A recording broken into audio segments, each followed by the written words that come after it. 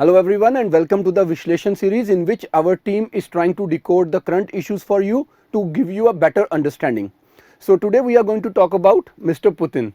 So once I got up in the morning today and I was going through my regular WhatsApp chats in which I basically find so many students asking me doubts, sending their questions to evaluate, and I was thinking like how happy I feel when I do all this. कितनी खुशी मिल रही होती है कि मेरे student मेरे से deal कर रहे हैं and at the same time I was thinking क्या ये मैं सारी ज़िंदगी करता रहूँगा and then comes the news ये इंसान अब अगले कई सालों तक 2036 तक तो एटलीस्ट अगर दोबारा कोई रिफरेंडम या अमेंडमेंट नहीं होता he is going to rule over the Russians so yes he is enjoying it. Let us understand what exactly is the plan and how it is going to impact India as well during these days when there is problem with China. So let's understand first of all what is happening in Russia. So recently the people of Russia, the citizens, they basically went for a referendum to change their constitutional provision, setting some new terms for the office of president. So Russia में था क्या कि एक president 6 साल की maximum 2 terms के लिए आते हैं. अभी आपको पता है यूपीएससी में कंपैरेटिव भी पूछते हैं तो अमेरिका में एक प्रेसिडेंट जो है वो 2-4 साल की टर्म्स के लिए आते हैं और रशिया में वो 2 टर्म्स 6-6 साल की होती हैं. जहां अमेरिकन प्रेसिडेंट 8 साल तक रह सकते हैं, रशियन प्रेसिडेंट 12 साल तक रह सकते हैं.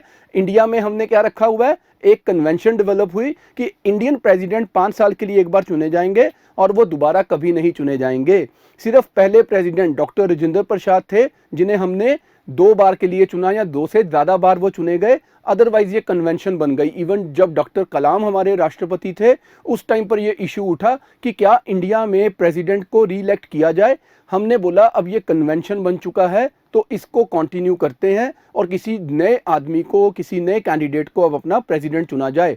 सो रशिया में जो 2 टर्म्स थी कि एक प्रेसिडेंट 6 साल की 2 टर्म्स के लिए आएगा, अब उससे फ्री होते हुए मिस्टर पुतिन ने वहां पर एक रिफरेंडम कराया जिसमें ओवरवेलमिंगली रशियन सिटीजन्स ने इस चीज को अप्रूवल दिया रिफरेंडम के थ्रू. रिफरेंडम क्या होता है, जनमत, जहां पर लोग आते हैं और वो इंपॉर्टेंट पॉलिटिकल डिसीजंस पर वोट करते हैं that whether they want the change और they do not want the change. So here the people of Russia said yes we want the change that the president, incumbent president Mister Putin shall continue.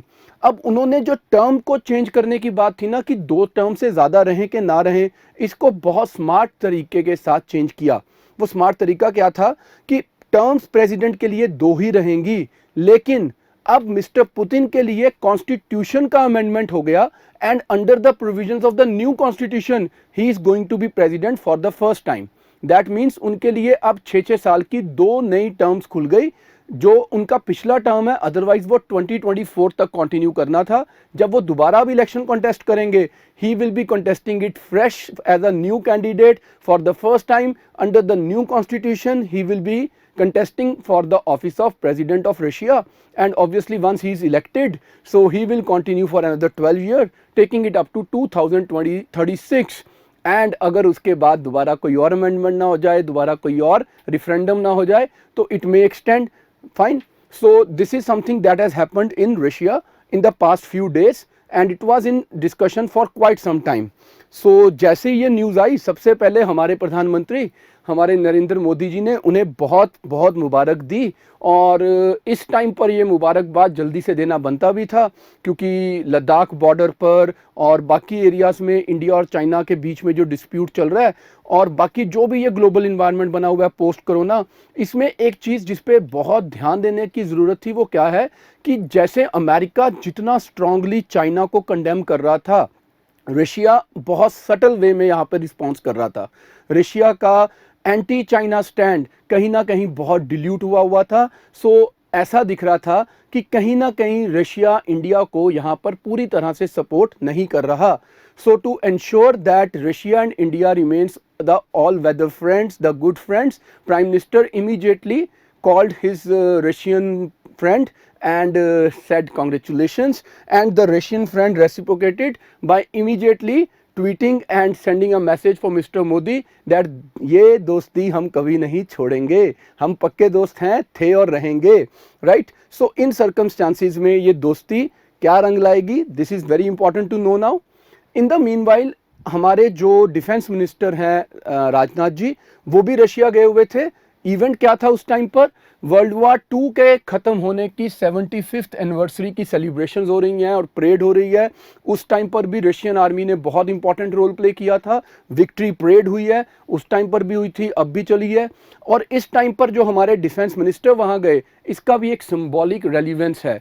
It's like a war to end totalitarianism, the war to end dictatorships, the war to end aggression, the war to end expansion. उस time पर Soviets ने, Britain ने, France ने, America ने लड़ा था to protect the interest of democracies. तो आज हमारी लीडरशिप रशिया से उसी डेमोक्रेटिक लड़ाई में अपने लिए योगदान, अपने लिए एक हेल्प की उम्मीद करते हुए उनके साथ इंटरेक्ट कर रहे हैं। राजनाथ सिंह जी ने वहां जाकर जब पार्टिसिपेट किया, साथ में इंडियन आर्म फोर्सेस ने भी उसमें पार्टिसिपेट किया।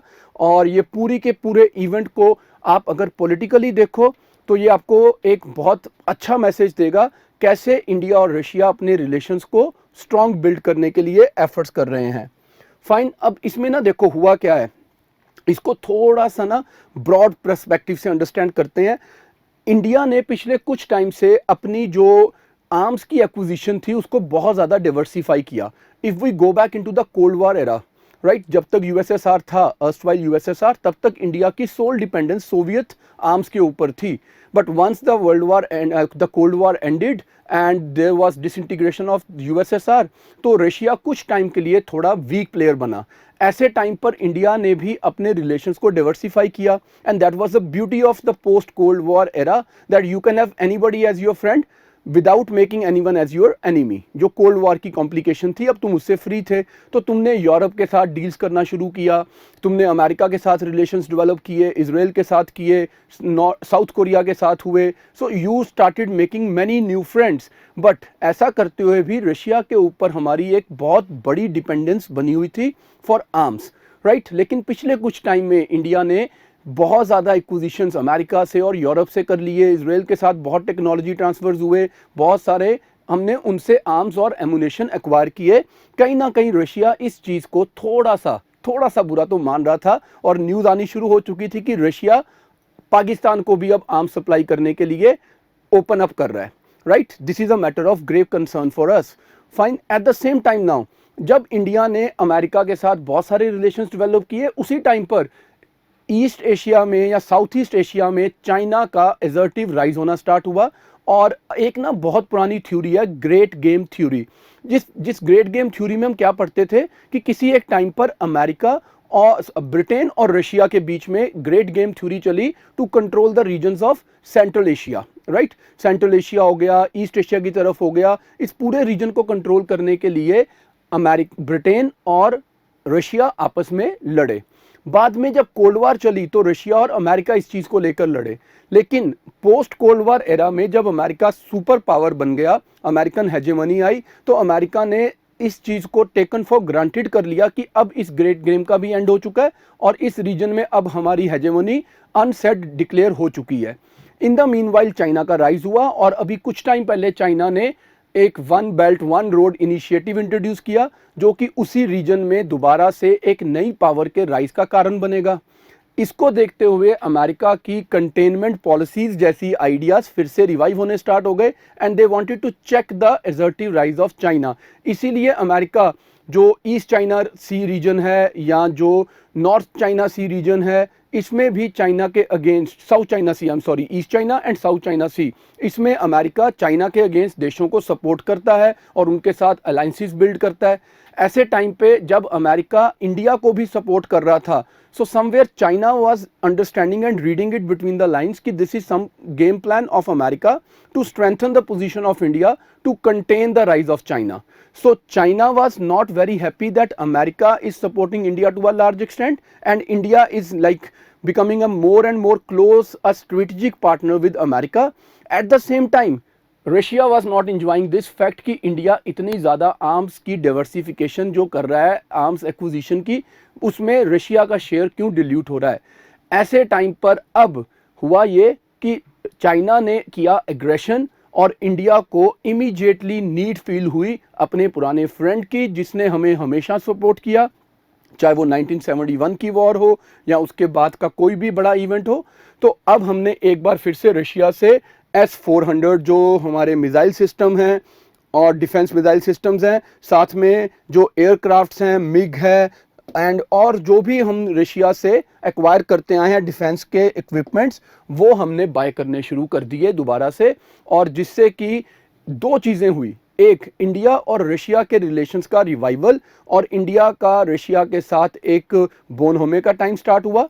Eight the same time China को भी एक इसमें एश्योरेंस ये दिखी कि कहीं ना कहीं इंडिया और अमेरिका के बीच में जो बहुत स्ट्रॉन्ग रिलेशन डेवलप हो रहा था, उसमें जब इंडिया रशिया के साथ दोबारा अपनी क्लोज प्रॉक्सिमिटी डेवलप करेगा तो कहीं ना कहीं थोड़ा सा एक इंडिया अमेरिका के बीच में गैप का स्कोप होगा, ताकि अमेरिका इंडिया को चाइना के राइस को कंटेन करने के लिए अपनी गेम का प्लेयर ना बनाए, राइट। अब अगर हम इसके अलावा एक और चीज को अंडरस्टैंड करें तो 1998 का साल बहुत इंपॉर्टेंट है। 1998 का साल इंपॉर्टेंट क्यों है? 1990s में इनिशियली सबसे पहले क्या हुआ, रशिया यूएसएसआर का डिसइंटीग्रेशन हुआ और रशिया सुपर पावर के स्टेटस से बाहर हो गया, leaving America behind as the only super power. ऐसे टाइम पर रशिया को अब अमेरिका को काउंटर करने के लिए कुछ अलायंसेस बिल्ड करनी थी। इन द मीनवाइल इंडिया ने 1998 में पोखरण टेस्ट किया और इंडिया भी एक सुपर पावर की तरह अपनी रेस स्टार्ट कर गया by becoming a nuclear power, right. अब उस 1998 में रशिया के प्राइम मिनिस्टर ने एक प्रपोजल दिया, क्यों ना इंडिया रशिया चाइना, जिसे हम बोलते हैं RIC, राइट, ये एक स्ट्रेटजिक ट्रायंगल में बनाए जो कि अमेरिका की सुपर पावर हेजेमोनिक पोजीशन को कंटेन करे या चैलेंज कर सके। तो वो आइडिया जो 1998 में रशिया के प्राइम मिनिस्टर ने दिया, वो आइडिया फाइनली जाकर 2002 में जब United Nation General Assembly meet चल रहा था, उसकी साइडलाइंस पे कंक्रीट शेप ले गया और RIC का बर्थ हुआ, राइट। रशिया, इंडिया, चाइना, जिसे एक स्ट्रेटजिक ट्रायंगल बोला जाता है। इन तीन देशों ने मिलकर अपनी एक स्ट्रेटजिक पार्टनरशिप के बारे में सोचना शुरू किया। 2002 ऑनवर्ड्स, उस टाइम पर यशवंत सिन्हा जी हमारे फॉरेन मिनिस्टर थे जो वहां प्रेजेंट थे। तो 2002 ऑनवर्ड्स इंडिया, रशिया, चाइना ने एनुअली मिलना शुरू किया और इस स्ट्रेटजिक पार्टनरशिप को स्ट्रांग बनाने के एफर्ट्स किए। But somehow because of the India foreign policy having a tilt towards US and Europe, ये उतना सक्सेसफुल नहीं हो पाया। और इसमें सबसे बड़ी जो प्रॉब्लम थी वो ये थी, चाइना इंडिया के बाउंड्री डिस्प्यूट थे, मिसट्रस्ट या डिस्ट्रस्ट थे, और रशिया में भी अभी थोड़ा सा चाइना की जर्टिनस को लेके मिसट्रस्ट था। But in the present context now China and Russia they have developed better understanding. India need to now balance its foreign policy कि कितना टिल्ट हम अमेरिका की तरफ और कितना हम RIC की तरफ, सिर्फ रशिया नहीं RIC की तरफ लेके आए। कैसे ये एक डेलिकेट बैलेंस हम मेंटेन करें ताकि ना तो हमें फॉरेन पॉलिसी में चैलेंजेस हों, ना ही हमारी डोमेस्टिक प्रॉब्लम्स हों, क्योंकि चाइना के साथ रिलेशन डिस्टर्ब होने का मतलब इंडिया के लिए मल्टीपल चैलेंजेस बन के आता है। जैसे कि नेपाल में कम्युनिस्ट पार्टी, वो थोड़ा एंटी इंडिया स्टैंड ले जाते हैं। चाइना ने ऑलरेडी कंटेन इंडिया पॉलिसी में श्रीलंका में अपने पोर्ट्स डेवलप किए हैं, बांग्लादेश में पोर्ट डेवलप किए हैं, पाकिस्तान में पोर्ट डेवलप किए हैं और कराकोरम हाईवे तो बना चुके हैं। सो इंडिया को अब एक चीज को समझना है। वो समझना क्या है? It is not that China is strong and we fear China, it is that China is our neighbor and we need China. So do China has to understand that India, a big market as well as a great democracy and a old civilization like China, where they have a common idea of religion, Buddhism, they need to understand each other. They need to understand that they need each other's support, and the prosperity of the region, the prosperity of the humanity is in the fact that these two neighbors must live in peace perpetually, right? Thank you very much.